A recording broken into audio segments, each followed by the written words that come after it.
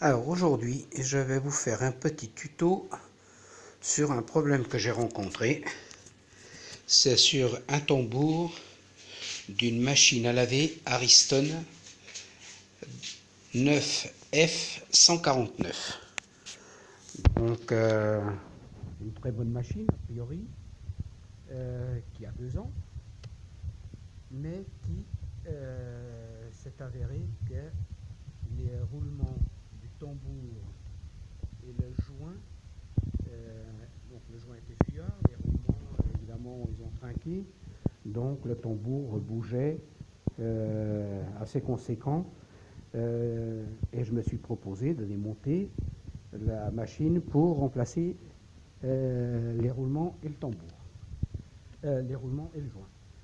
À ma grande surprise, le tambour est composé de la carcasse du tambour, la tube, est composée de 2 parties en plastique, donc une partie supérieure et une partie inférieure. Et les 2 parties sont serties l'une avec l'autre en fusion à chaud, donc la cuve en elle-même est pratiquement indémontable. Donc quand c'est comme ça, qu'est-ce qu'il nous reste à faire? C'est jeter la machine et en racheter une, puisqu'elle est indémontable. Mais à force de persévérance, j'ai commencé à regarder, à analyser la chose, et je m'aperçois qu'il y a un petit rebord inférieur et un petit rebord supérieur.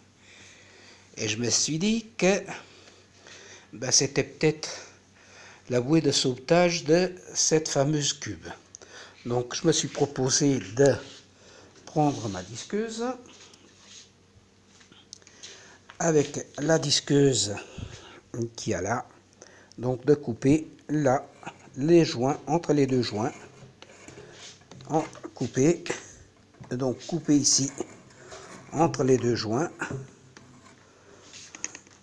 et ainsi de suite sur tout le contour de la cube, y compris sur la chambre de décompression qui est là.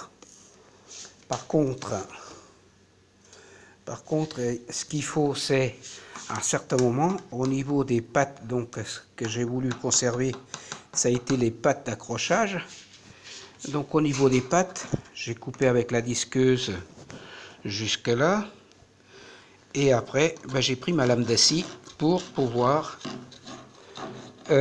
couper délicatement, sans tout, pour conserver les systèmes d'accrochage qui me serviront de guide pour remettre tout en place. Voilà, donc j'ai tout coupé. Ici, je l'ai fait aussi à la lame de scie. Et donc, voilà. Alors là, j'ai déboîté l'ensemble. J'en ai profité donc pour, une fois que j'avais coupé, pour limer avec un disque de ponçage, rendre ce joint plat.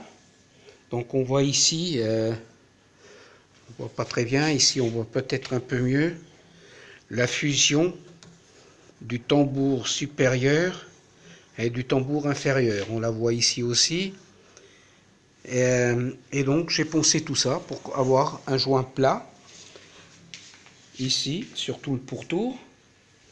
Donc ici je me retrouve aussi avec un joint que j'ai nettoyé, aplati, pour conserver la portée. Donc je la conserve là, la portée.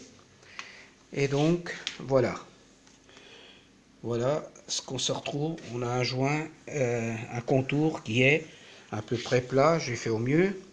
J'en ai profité donc pour faire des percements tous les 7-8 cm, donc sur le tambour et sur la partie supérieure, sur le tambour, sur la cuve et sur la inférieure et sur la cuve supérieure. Voilà, j'ai déjà remplacé les joints et le joint et les roulements. Donc à savoir que c'est un roulement extérieur de 6206 et un roulement intérieur 6207 avec un joint intérieur d'étanchéité qui fait 40,2, donc j'ai pris un 40. J'ai pris un 40 72 10. Donc voilà. Donc tout ça, je l'ai déjà remis en place. Donc vous verrez d'autres tutos avec remplacement de joints sur les cubes. C'est pas trop compliqué. Il faut y mettre un petit peu du sien parce que les roulements ils mettent un petit peu de difficulté à sortir. Et donc on va voir l'adaptation maintenant des deux parties de la cube. Alors là maintenant j'ai remonté les deux parties de la cube. On se retrouve ici avec un joint qui est presque impeccable, bien plat.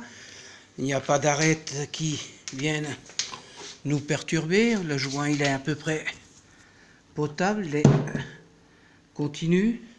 Donc maintenant je vais reprendre les fameuses vis que j'ai déjà percées, comme je vous ai dit. Donc ça va être des boulons de 4, donc vis plus écrou. Donc j'en ai pris quelques-unes à portée plate, mais certains endroits de la cube il faudra mettre des autres vis. Donc voilà, on met la vis. Donc à savoir pour comment percer, c'est pas compliqué. On va en percer une et au fur et à mesure on la met et on reperce l'autre pour avoir tout le temps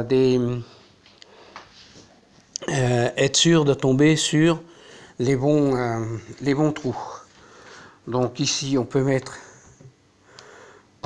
donc des portées plates, donc, et c'est là sur toute la largeur. Donc ça va se faire, on va mettre ces vis, enfin ces boulons, une fois qu'on aura fait notre joint silicone. On va étaler notre joint silicone à l'intérieur. On viendra après avec la partie supérieure s'enfoncer et on mettra les vis après. Donc vous voyez là j'ai aussi quelques vis avec une tête un peu plus petite, donc qui ira sur certains endroits. Voilà, sur certains endroits où je ne peux pas mettre de vis à portée plate pour pas que ça aille offenser la cuve. Donc voilà, on se retrouve une fois que j'aurai mis mon silicone et serré mes boulons.